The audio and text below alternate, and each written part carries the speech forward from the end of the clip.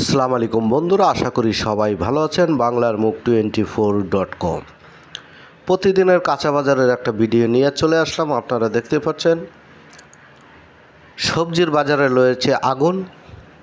প্রচুর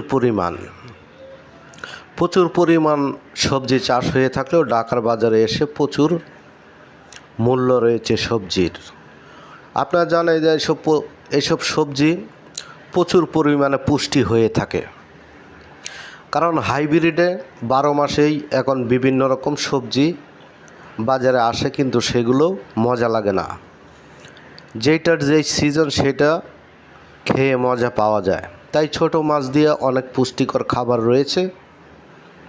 তবে গরিবের পাতে জুটছে না মাছ মাংস। তবে প্রতিটা জিনিসের মাছ মাংস থেকে ধরে সবজি বাজার পর্যন্ত প্রতিটা জিনিসপত্রের দাম রয়েছে অনেক বেশি।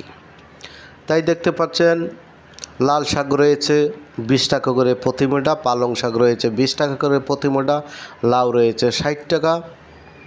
আপনারা দেখতে পাচ্ছেন কচুর শাক প্রতি মুঠা রয়েছে 50 টাকা। মানুষ কি খেয়ে বেঁচে থাকবে, এত আকাশ ছোঁয়া দাম রয়েছে সবজি বাজার, মাছ বাজার, মুদি দোকান, এগুলা দেখার মতো কেউ নেই।